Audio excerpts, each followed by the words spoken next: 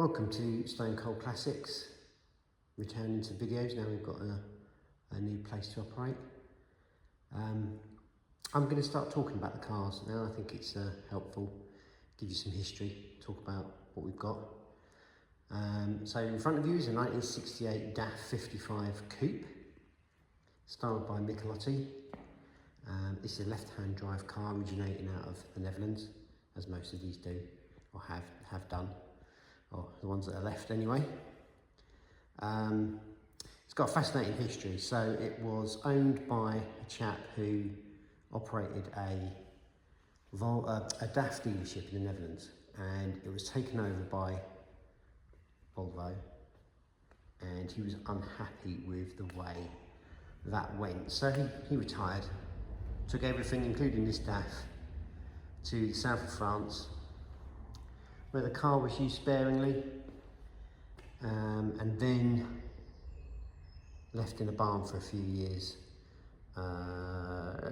Always kept dry, no rust on the car, never been welded, underneath ridiculously clean. It was then discovered by a member of the Daf Owners Club who bought the car and used it once, we believe, for an event.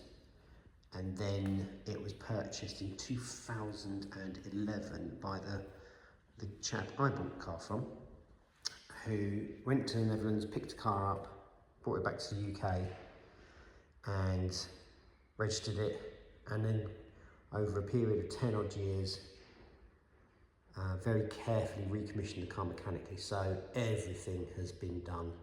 There's a huge list which will be in the description on the website. And yeah, there's nothing to do. It drives lovely. Just passed its MOT yesterday, no advisories. That's the history. We know that it's only had 3 owners, which is remarkable. It's done 76,000 kilometres, which is just under 50,000 miles. So it's a pretty low mileage for a car of this age, and warranted really as well. We do know that we're pretty certain that that's the number that we can understand from the 3 people who still, you know, have got contact and know each other. So yeah, so the additions that the current owner put on it were the Sibi headlights and the mini lights. So the mini lights were used by Daf for rallying back in the day when they called themselves marathons. And the owner contacted the mini light, and they supplied him, or made him a set of mini light wheels, which are the very specialty car because it's just 3 lugs. So these are like brand new, and we've got Goodyear tyres on the car as well, all in great condition. There's no rust, there's no filler. It's all the jacking points, which on these can be really rusty, are all solid. Car's really solid underneath, new exhaust. Let me go around the back so it shows it better.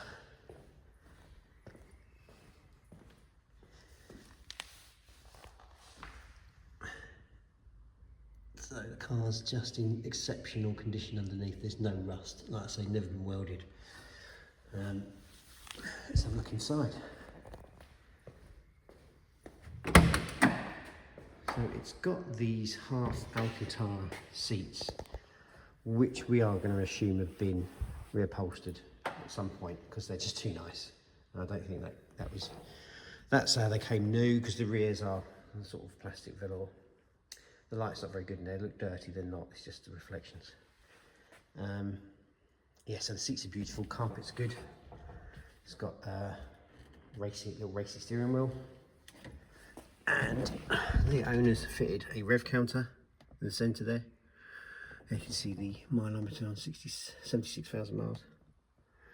There's a little switch on there for the spotlights. So the interior is really good. Headlining is excellent.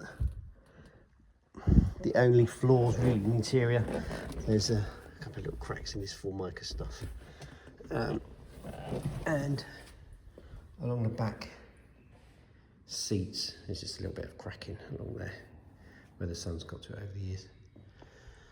But for a, gosh, what's this, 50+ year old car, it's in remarkable condition. The early coupes had pillarless doors, which were changed quite quickly because of wind noise, and they went to framed windows. So this is an early car with the pillarless doors, much more sought after, I'm told. I'm just going to open the bonnet. It has a little latch down the bottom. And another one on the other side. You can see the lines very... Michelotti also obviously designed a lot of Triumphs. There's quite a Triumph 1300 Vitesse Herald sort of vibe to it, which you can understand being the same designer and the same period. So let's pop that down. And then the bonnet is released by those two. And up she comes. Now this bonnet was covered in wax oil. We should clean most of it off because it was ugly. You can see some of it up there. But it's protected the car over the years completely. And the same with the engine bay. Everything's solid as a rock. Now there should be a spare wheel there, but we've got this bar along here, strengthening bar, so the spare isn't there. There is a full set of original wheels and tyres that come with the car, so if you did want to take that off and put in the original wheel back in place so you've got a spare, then that's easily done. It comes with a spare gearbox, box of other spares, belts, all sorts of stuff. Even a manual, a sort of Haynes type manual. Shut that door. So look in the boot. Carpeted boot. There's the jack. It's all in great condition. It's no show car. Don't get me wrong. It's been painted definitely over the years. But these were prone to rust, and to find one totally solid that drives perfectly with no issues in the MOT, straight through it. MOT tester was very impressed with the solidity of the car underneath. It's just almost a one-off, I think. Wouldn't be surprised if this goes back to Holland. I know they're fanatical about them over there. And it's a pretty little car, and it is enormous fun to drive. It's not fast by any means, but it handles. It's like a little go-kart, so it's like a mini really. You can just fly around in it. So I had a lot of fun taking it to the MOT station and back, and yeah, it drove beautifully. And yeah, there's not much else to say. If you've got any more questions, email us. The car's going on sale. You can find it on stonecoldclassics.com. You'll see it on Car and Classics and eBay. If you've got any questions, get in touch at wayne@stonecoldclassics.com.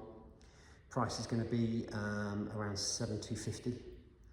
And yeah, thank you for watching this video.